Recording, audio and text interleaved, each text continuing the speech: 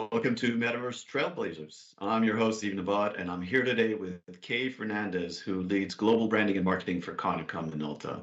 Kay is a member of Konica Minolta's executive leadership team and has been with the company for over a decade, spearheading the development of innovative marketing strategies through the entire customer journey. When COVID hit, Konica Minolta was just about to open its 18,000 square foot client engagement center. Suddenly, everything they were planning for had to change. Kay and her team had to turn on a dime and switch the entire organization and dealer network to digital selling. As part of this shift, Konica Minolta worked with Touchcast to create a digital twin of their briefing center, and that's where we're meeting today. Kay, welcome to the show. Thanks for having me, Ziv. Hey, can you walk me through that period after the pandemic broke and you realized things would change? We'd actually been seeing a shift in the sales process prior to the pandemic, but COVID accelerated pretty much every business and a lot of operational processes.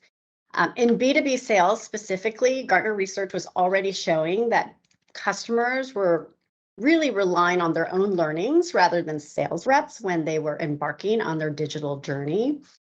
And so generational preferences were also really compounding this trend. Millennials, being the first digital natives, are really a lot of the decision makers now and are far more skeptical of sales reps than their predecessors were.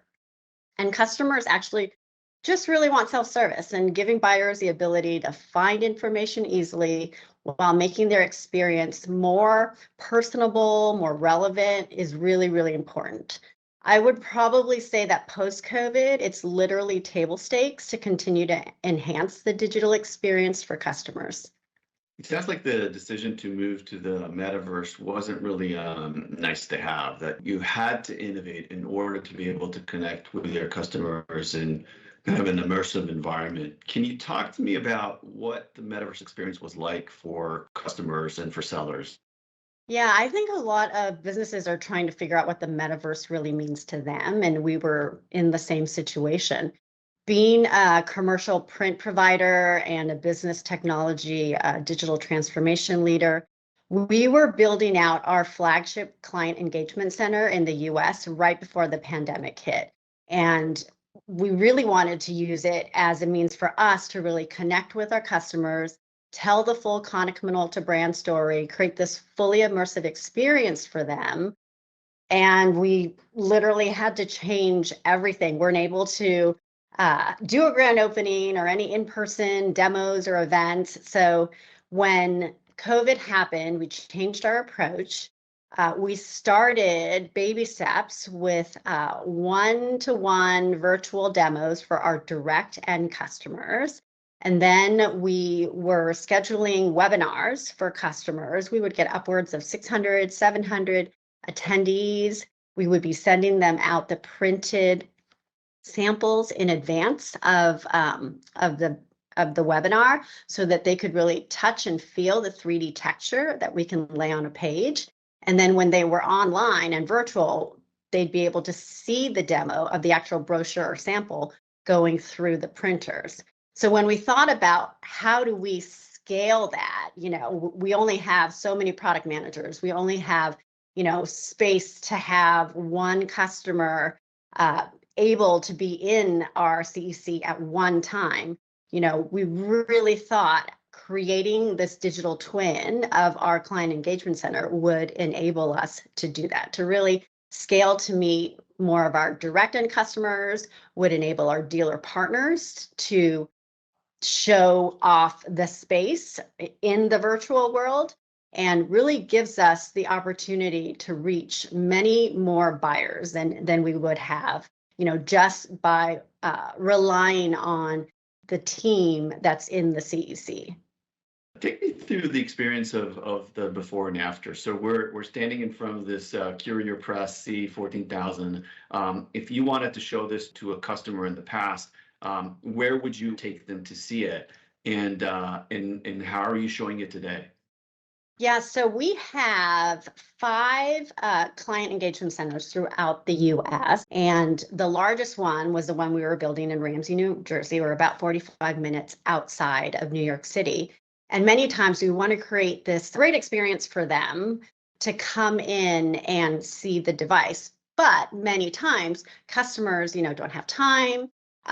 It doesn't work out with their schedules to really come make a trip. And so the digital twin enabled us to really meet them where they are and meet them online when they're available and in real time. I would also say that one of the key aspects of why we decided to work with Touchcast on building a digital twin was we were putting together our first hybrid event after COVID. We were bringing in our dealer partners. We have 300 dealer partners, and we could only fit about 100 of them into our client engagement center.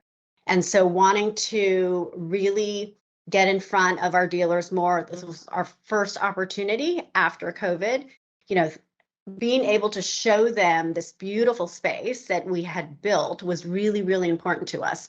So the digital twin really enabled us to create that hybrid experience where they could come in and see the facility, sort of really take that tour of it that the in-person attendees were also experiencing. And Touchcast you all did an amazing job with the fly-in, and the graphics, and the team that helped support it was top notch, really kept us, on point. We'd never really done anything like this before. So the expertise and the experience, you all really just led us through this process. It made it really easy. That's good to hear. And now, is it safe to say we're sort of out of the pandemic, but maybe in front of this triple-demic? Another thing that we are seeing from our customers is supply chain challenges. So this notion that we really just don't have enough of the physical device to show to every customer, or to put it in every customer experience center. Is that something that you've come across too? Absolutely. We ended up having to sell the products in our CECs. So we literally had no products to demo at all. It was more important for us to generate sales than bring in customers to the CEC. But with the digital twin, we were able to really show them, not only use it for direct sales, but then also for dealers. And when they bring in their dealer sales reps for training, we're also really hoping to extend this to sales training as well as technical and product training. That's a great segue, Kay, because I know that digital selling is one of the areas you've been championing at Konica Minolta. Can you talk to me about what it requires in terms of onboarding new sellers and training existing ones? Yeah, I mean, so we have traditionally been a very field sales business. We just recently reorganized from 4 sales regions to 2, and we're much more aggressive now about this digital sales go-to-market motion. So really generating leads online and filling that top of the funnel with prospects through brand awareness is really, really important. Having some digital tools which enable us to do that is paramount. Our ability to attract buyers via our website, via a digital experience, not only creates that engagement level, but then also we capture a lot of data when we utilize experiences like the digital twin. We can understand better what products they're most interested in. We can use that to feed our marketing strategy, more personalization, help guide them down their buying journey so that, when they eventually are face to face with one of our sales reps, we have a lot of information and insight into what it is they're interested in and how we can better serve them. So really, you're getting sales reps in a far better vantage point when they meet the customer with all this, with all the additional data. Absolutely. We talked about harnessing the power of the metaverse for digital selling. What are the other areas that you see it benefiting a manufacturer like Konica Minolta? So we talked about virtual selling. Our dealer partners, many times they are businesses from a couple million in revenue all the way up to 100 hundreds of millions in revenue. And so their ability to have resources in marketing and staff to support their marketing efforts, it varies across all these different partners. And so we want to be able to bring tools to them that will enable them to transform their marketing departments, transform their digital experience. I mean, our goal, not only to, support them as a business and provide them product for resale, we want to incorporate value-added solutions for them to help improve their business and help with the sell-through of their product and solutions. I guess that also helps you differentiate from other manufacturers because you're giving all that added value. Yes, absolutely. You also built a workplace of the future area as part of the center. And I also know that you work closely with customers on their digital transformation. Can you tell me about how that workplace is evolving? What are we looking at when we see the sort of future trends that are impacting the way we work in the future? Yeah, so many businesses are trying to transform digitally. They're trying to automate their document processes, trying to automate their communications processes, and we help them do a lot of that. We support their infrastructure, especially now with COVID and so much remote work, such a hybrid workforce. Businesses need to ensure that their endpoint security, that their network is secure. There's so many bad actors out there, so we are there to essentially help them transform their operations and their workforce. Okay, I've seen you talk a lot about the customer journey and how it's changing. Can you tell me a little bit more about that? What are you seeing today?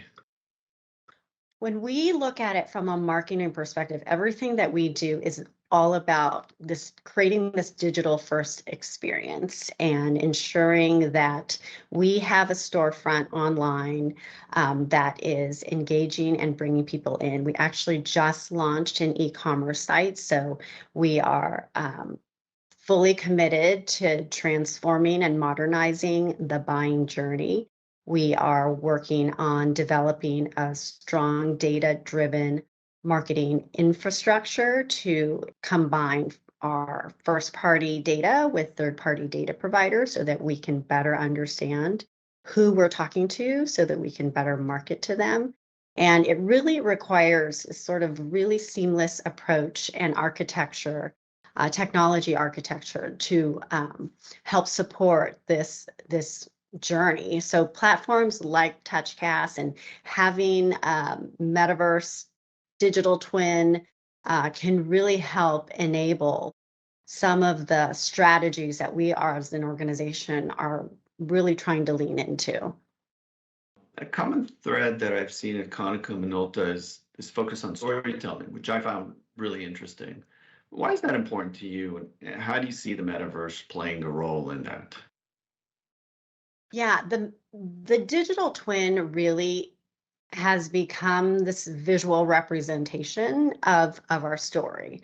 So we can tell people all we want about our products and solutions, and until they really see it, when we bring them into the CEC, it opens up a whole new world for them. It's this completely end-to-end solution, a fully automated print workshop or a fully automated business environment where they can visualize themselves in it and also see sort of the art of the possible. So having something like the digital twin helps our clients and helps our dealers to really tell a better story and to really showcase everything that we have to offer as an organization.